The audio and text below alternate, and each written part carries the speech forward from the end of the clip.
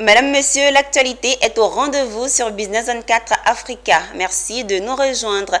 Le ministre du Budget et du Portefeuille de l'État, Moussa Sanogo, a présenté le nouvel environnement juridique du portefeuille de l'État ainsi que les lois commentées et annotées. De nouvelles dispositions prises en vue de renforcer la performance et la gouvernance des entreprises publiques. C'était dans la commune du Plateau en présence de Walter Kofi et Marie Sissiri.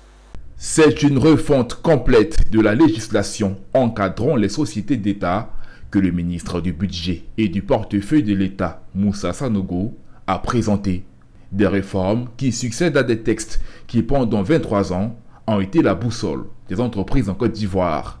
Contenues dans un manuel, les principales innovations induites par ce nouvel environnement juridique viennent répondre à une évolution du secteur parapublic et vise à renforcer la gestion et la performance des entreprises publiques.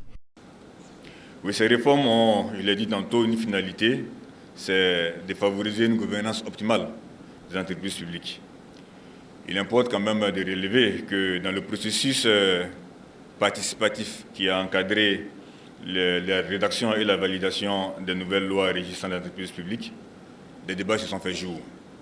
Et c'est pour cela qu'il nous est apparu important de mettre à la disposition des acteurs et usagers du secteur parapublic une base commune de compréhension du nouveau cadre juridique du portefeuille de l'État.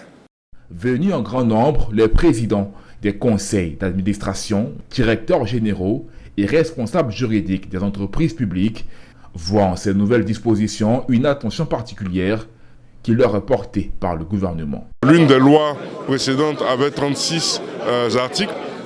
Pendant que la nouvelle loi en a le double. Ça veut dire que les experts qui ont travaillé, et c'est le lieu de les féliciter, mais les experts qui ont travaillé sur cette loi sont allés beaucoup plus loin, de manière à ce qu'il y ait moins, je dirais, d'équivoques dans l'interprétation des textes.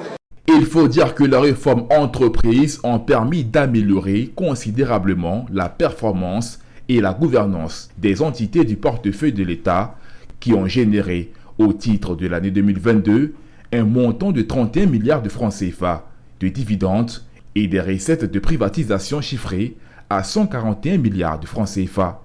Elles contiennent plusieurs innovations majeures dans le contrôle des entreprises publiques, la professionnalisation du mandat d'administrateur et les opérations de finalisation et de participation financière publique.